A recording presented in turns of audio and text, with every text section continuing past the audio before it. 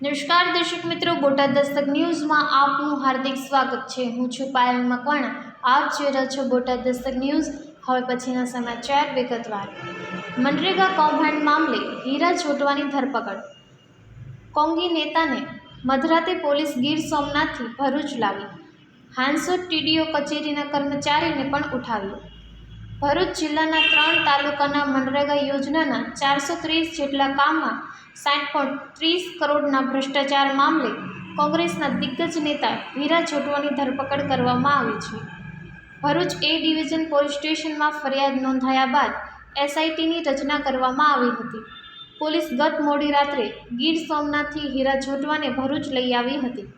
ત્યાં પૂછપરછ બાદ હીરા છોટવા અને હાંસોટાના ટીડીઓ કચેરીના આઉટસોર્સિંગ કર્મચારી રાજેશ ટેલરની પણ ધરપકડ કરવામાં આવી છે, જેમને આજે કોર્ટમાં રજૂ કરીને રિમાન્ડની માંગ કરવામાં આવશે। ગીર સોમનાથ જિલ્લાના વેરાવળની જલારામ એન્ટરપ્રાઇઝ અને મુરલીધર એન્ટરપ્રાઇઝ નામની એજન્સીઓએ આમોદ, જંબુસર અને હાંસોટ તાલુકાના 56 ગામમાં મનરેગા યોજનાના હેઠળ થયેલા 430 કામમાં 60.30 કરોડ રૂપિયાનું કૌભાંડ કર્યું હોવાની ફરિયાદ ગ્રામ વિકાસ એજન્સીના પ્રયોજન અધિકારીએ ભરૂચ એ ડિવિઝન પોલીસ સ્ટેશનમાં નોંધાવી હતી। ત્યારબાદ ભરૂચ એસપી મયુર ચાવડાએ સમગ્ર કૌભાંડની તપાસ માટે એસઆઈટી સ્પેશિયલ ઇન્વેસ્ટિગેશન ટીમની રચના કરી હતી।